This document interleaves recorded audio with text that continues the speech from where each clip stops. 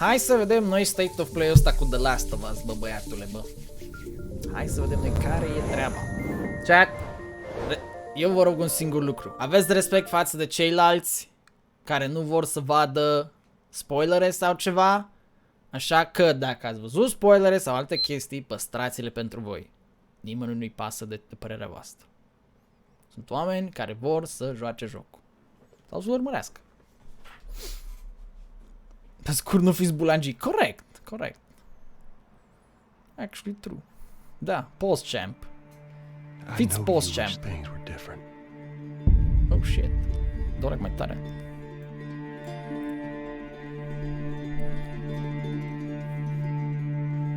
N-ai jucat nici primul? Păcat. I wish things were different. Ellie! Nu pot zic că e un joc fenomenal, dar e un joc fain. Actually, mi-a plăcut. But they ain't. Arată bine. Please stop!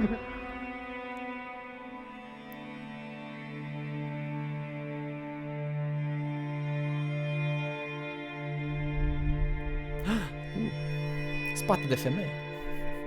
Bă, da, sunt îmbunătățiri mari de grafică. I'm leaving tomorrow. To do this smart, we'd be leaving Jackson vulnerable. Asta e fratesul lui So they just Joe, get to nu? get away with this? Yikes. How'd you find us? You can't stop this. Ah. I want what you want, Oh, she dead. but not at any cost. Nice.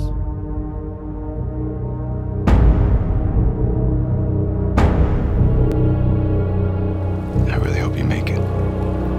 N-am.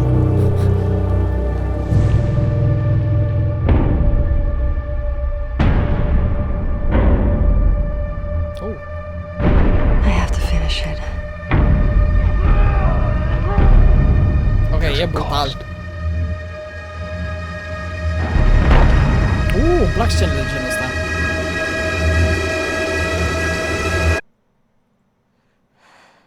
We could have killed you. Maybe you should have. Scuze ce vrea să ne mai arate în State of Play-ul ăsta. Deci ăsta e trailer pe care nu l-am văzut. De fapt, cred că l-am văzut pe ăsta. Deci ce ne mai arată acum? I'm Neil Druckmann, Vice President of Naughty Dog and the Director of The Last of Us Part 2.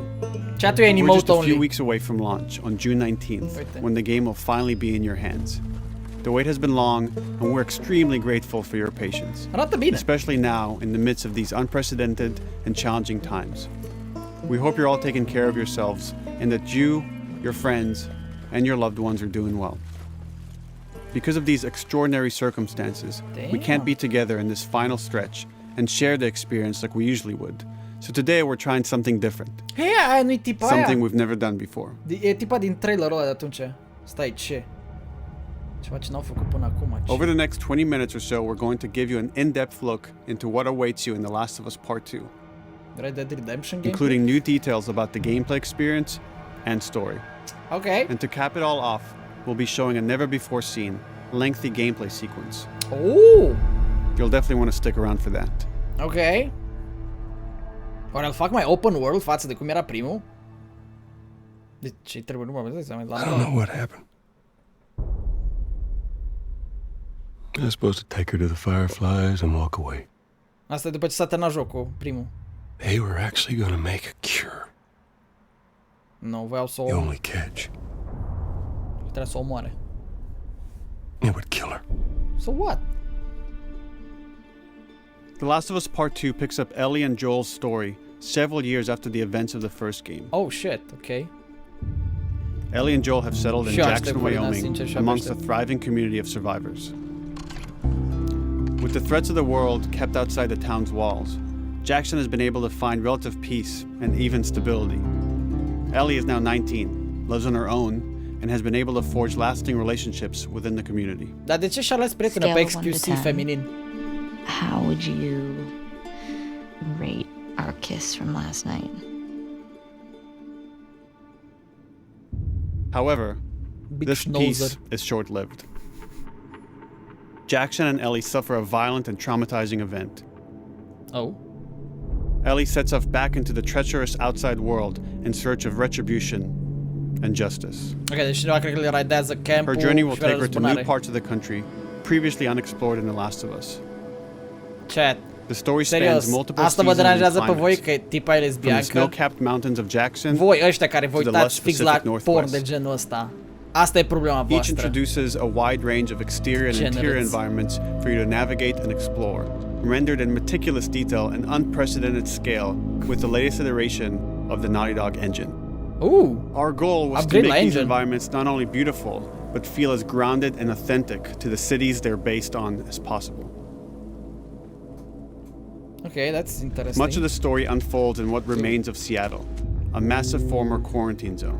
Ce blană Its arată. locales are incredibly diverse, spanning a dense city center with a skyline of towering high-rises to the beautiful suburbs and stormy waterfronts that surround it. Seamănă cu harta de multiplayer The din city primul. exhibits drastic shifts in architecture, elevation, and weather. And with Part 2, we've introduced new traversal mechanics that afford greater exploration and ways to navigate threats. Mamă, dar Ellie is not trebuie only să able to explorezi climb and jump over gaps, but she can use ropes to scale vertical terrain or swing over obstacles, allowing you to discover new areas, resources, and side narratives. Ok. Ca în Uncharted. These more open environments also create new strategic considerations in combat, whether it's to get the jump on enemies or bypass them entirely. Oh. The Last of Us Part 2 features some of the largest environments we've ever created. Horseback riding will allow Ellie to quickly cover some of these expansive terrains. 15 FPS incoming, parcă văd. Some streets are so flooded that a boat is required to navigate them. Oh, no. Mamă, cum arată. However, the world of The Last of Us is as lush and inviting as it is deadly. As Ellie uncovers the path to finding those who have wronged her, she must face the many threats of this unknown city. In the wake of the pandemic and the fall of the quarantine zone, Seattle has become a war zone, where two warring factions find themselves in an ongoing conflict for territory and resources. One of these groups is the Washington Liberation Front, otherwise known as the WLF. The WLF are a militia group that began as resistance to the military occupation of Seattle and eventually wrestled control of the city from them. They are highly trained, organized, and well-equipped with weapons they stole from the army. Ce They simplistic occupy e much of the UI-ul, city, frate. imprisoning or killing trespassers on sight. Cam primul. We got another trespasser. A girl. Did you see her? Ok. On the other side of this bloody conflict is a group of religious zealots called the Seraphites, Oh, or God. Scars, Oh, no. defined by the self-inflicted deep cuts that they bear across their faces. Ca ăia din Days Gone. Like the WLF, they're deeply tribalistic and territorial. Nu de ăștia They're known for being religioși. stealthy, using overgrowth as cover, and they use more silent weapons like bows and arrows. Clip her wings. Tai mâinile? Bro, îi taie mâinile! But beyond this conflict among survivors, the threat that originally brought the world to its knees is very much present. Every human is in danger of falling victim to the infected. Nu ăsta! Nu ăsta, nu răs They pe are the ăsta recently mare. infected runners who are more numerous and aggressive in this game. The blind but extremely deadly clickers, Nu mai vreau de and the ăștia. stalkers who sneak and hide until they're ready to attack, surprising their Really? victims with extreme agility and brutal violence. Really? The Last of Us Part 2 introduces new stages of infected, such as the Shamblers. Large, heavily armored enemies that are covered in pustule. Upon getting close to you, they expel a corrosive spore cloud that burns its victims. But our most terrifying and lethal new forms of infected will have to wait until you play the game for yourselves. Încă una? Oh, shit! Overcoming these threats will require careful consideration of how you approach every combat encounter and how you leverage Ellie's unique skills, equipment, and the environment to your advantage. The WLF patrol the streets of Seattle with guard dogs, which are capable of detecting and following you Grozav. even while in cover. They can pick up your scent and alert their handlers to your presence. Listen mode will reveal your scent trail, so keep moving and cause distractions to avoid detection. Wow. 25 years after the pandemic began, the world is completely overgrown. Use tall grass to hide from enemies and go prone to stay out of sight. Oh shit! However, this form of analog stealth means you're never fully hidden. If enemies get close enough, they can discover you, even in grass. When Ellie is overwhelmed, running away is a viable option. You can also break glass or crawl through tight spaces to find new paths or areas to evade or take on your enemies. Îmi place că n-a sărit In prin any geam. given combat situation, you can flee an encounter and re-establish stealth to regain the advantage. Nice. If you absolutely have to fight your way out, there are a variety of tools at your disposal. Ellie's more agile than most of her enemies. She can sprint and quickly dodge incoming attacks. Dark Learning Souls. how opponents attack with different weapons and mastering the timing of your dodges will prevent you from taking damage and create opportunities to counterattack. You can use throwable items or well-placed shots to stun enemies before dealing a killing blow. Dude! Or using them as a shield to protect yourself or buy some time to figure out your next move. Ok, asta e tare. Ok. Ellie isn't always alone on her journey. Allies will take part in helping you navigate the environments, spot enemies, and meaningfully help you in combat encounters. Mamă, dar se simte impactul la fiecare lovitură, frate. Deci mă jur. Asta îmi place. Deci când dai se simte ca și cum dai, frate. Că nu-i mângâi puțin cu toporul sau ceva. Between the human survivors and the roaming infected, there will be times where multiple threats are present, creating new strategic considerations and opportunities. You can choose whether to attack these opponents separately and directly, or find ways to pit them against each other. Da, mă, asta mai lipsesc acum, outfit-uri să fie în bikini în timp ce se joacă. Flee as they fight, or wait until their numbers have thinned out and engage with whomever's left. Oh, îi fac să se bată între ei. Nice. Jesus.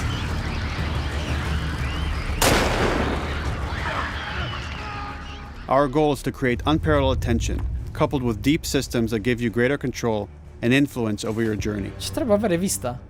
As you play, you'll be able to invest in a broad collection of crafting items, weapon, and player upgrades through training manuals scattered throughout the environment and scavenging for ingredients. Practic ei boabe să te These skills and upgradezi. upgrade manuals cater to a variety of playstyles, Nice. and the choices you make will create your own distinct experience. Nice.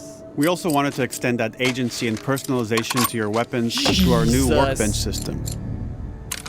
Scavenge for parts to modify and improve your weapon's performance and attributes, all of which are visualized and become part of your character. Zici că e Metro.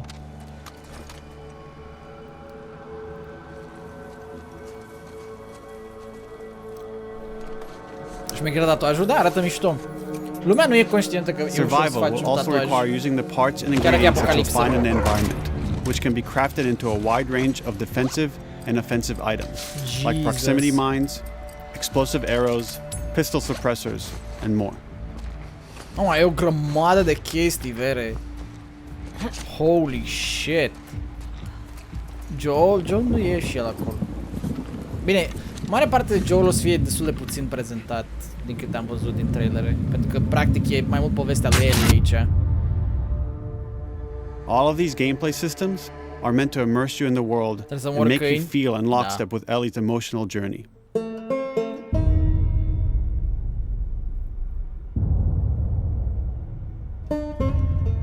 As we've said before, this is Naughty Dog's largest, most ambitious game. It may seem like we covered a lot, but we've only scratched the surface of what it's like to play The Last of Us Part 2.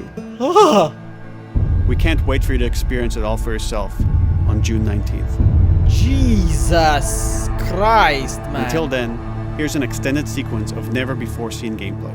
Ok. Enjoy. Gameplay time. Never foreseen. Nu ziceau ăștia că au văzut tot jocul pe internet? Suck this, boys. Ei face apendicita, bă. Nu spune că te arunci în apă să nu... Ok. Cozav. Arată bine rău. Actual gameplay. Hei, Assassin's Creed, încă aștept gameplay-ul ăla, frate.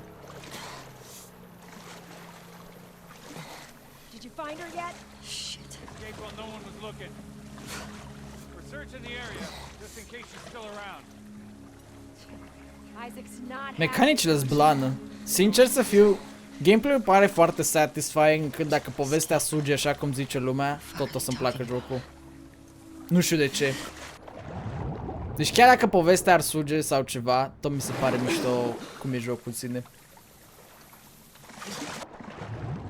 Și mai ales câte poți face, două, adică uite cât nivel de exploring sau ceva. Sperăm că îmi vine și mie Q mai repede.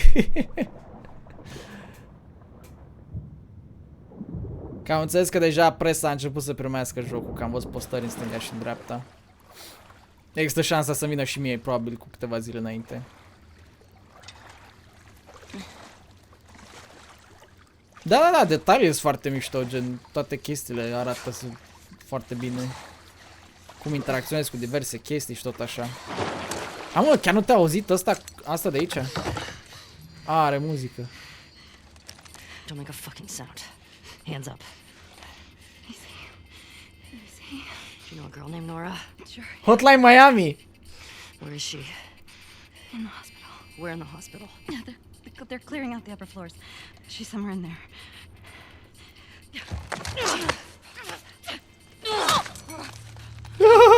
Yikes! Stabby McStabber. Bună, Lidia. Joacă pe PSP Hotline Miami, though.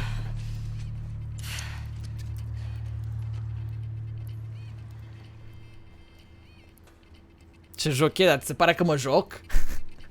Prezentare, man, la The Last of Us 2.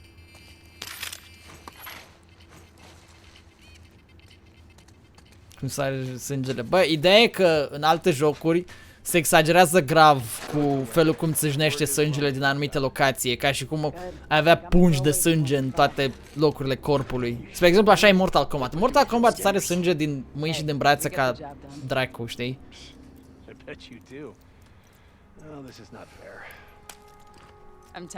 Într-un mod foarte nenatural.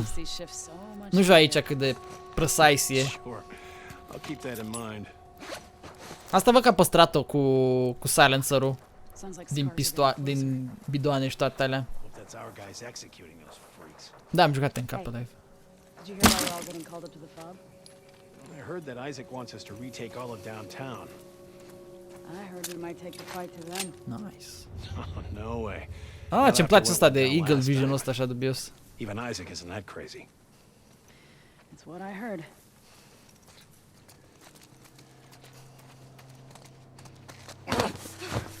Shut up. All right. Calm down.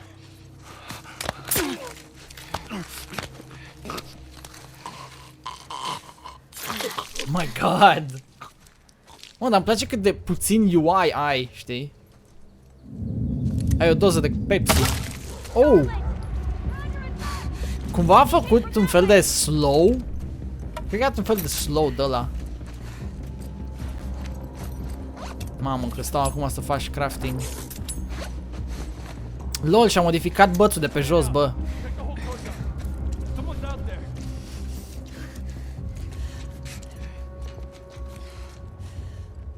Da, e fix ca în primul mare parte gameplay-ul, văd că.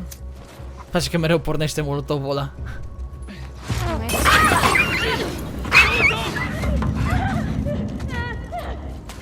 Jesus, ce-a fost sunetele alea? A zis cineva ceva hot dog? Too far. They burned the doggy.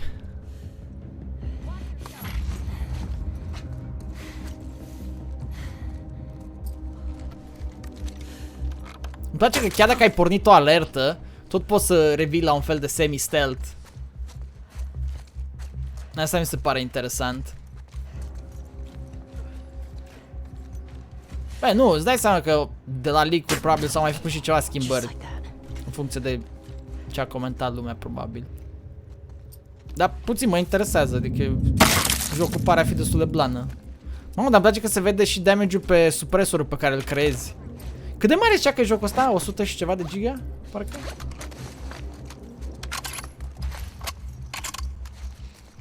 Voi la zi dau pre-order. Ok, Dennis. Saw movement. I'll go check it out. I got you covered. Holy shit! Sincer, la reacția tipei acolo se putea lucra o leacă mai bine. Mamă, a dat-o prost rău pe asta. Over here! Dă-i! Stop her now, crook! Asshole!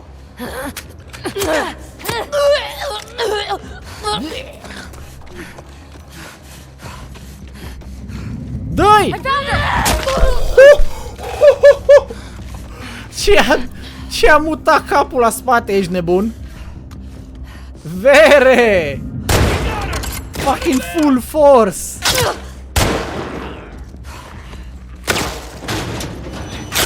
Poți să împingi, să-ți deschizi uși și în felul ăsta sau ceva. Mamă, dar a rămas la fel sistemul de țintire ca în primul, nu prea e un aim assist. I-a mutat tot, frate, ești nebun. Ce șmecher e asta așa. Dar păcat că i-a lutat-o leacă. Rău treabă. Finalul e prost, man, degeaba zici tu că finalul e prost dacă nu știi jocul. Adică n-ai jucat jocul final ca să știi despre ce vorbim, ok? Dacă doar comentezi în ce ai văzut din trailer sau ce ai văzut din link-uri, e echivalent cu 0, zic eu. Eu probabil o să întreb niște prieteni care au deja jocul și o să văd eu care e treaba. Adică să crezi deja chestia asta aiurea.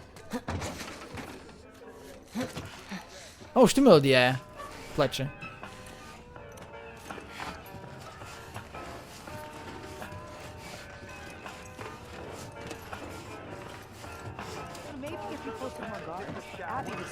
Credeai că mă joc eu? Da, clar, mă jucam eu cu mâna aici, știi? You're gonna tell us where she went. When Isaac talks to us about this, I'm getting tired of this. Day was Nora. a good day. Nora! Când apare luna I'm not următoare. going down for her, man.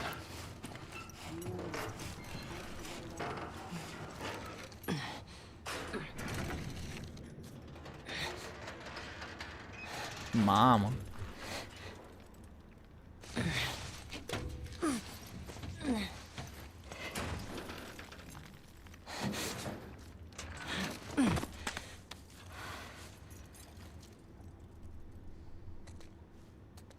Ia aia!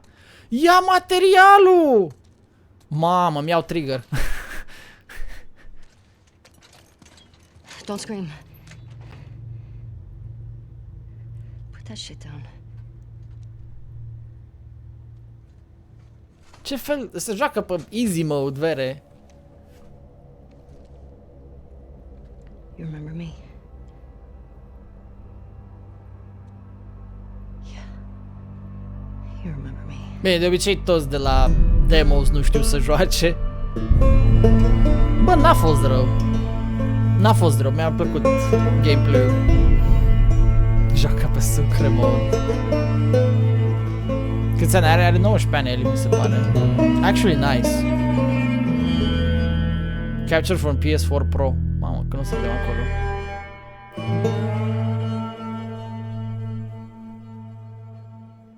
Da, corect, Alex, corect. Nu, și eu zic că o să fie fan, indiferent ce zice lumea. Gata, s-a închis PS-ul, boys. RIP PS Slim, da, nașpa pentru aia care încă sunt pe PS normal sau toate alea. Actually, chiar a fost o prezentare decentă. Bă, pot să spun că a prezentat niște chestii din joc pe care nu mă așteptam să le văd. Mă bucur că le-a băgat. Arată bine. Ceea ce îmi place, arată bine. Povestea pare interesantă. Acum, știi cum o să fie ăia care comentează după ce au văzut niște leak-uri obosite pe internet. Ca băiatul din chat care văd că e frustrat foarte tare pe treaba asta cu povestea. Sincer să fiu, nu mă interesează. O să joc, o să văd care e toată treaba. Și o să dau eu cu părerea după ce o să-l joc eu și o să văd atunci dacă chiar o să mă supăr sau nu. Dar mie mi-a plăcut ce am văzut aici, pare destul de fun, pare destul de challenging, încât să-mi placă. Și sincer abia aștept. Abia aștept. Sincer. Chiar abia aștept.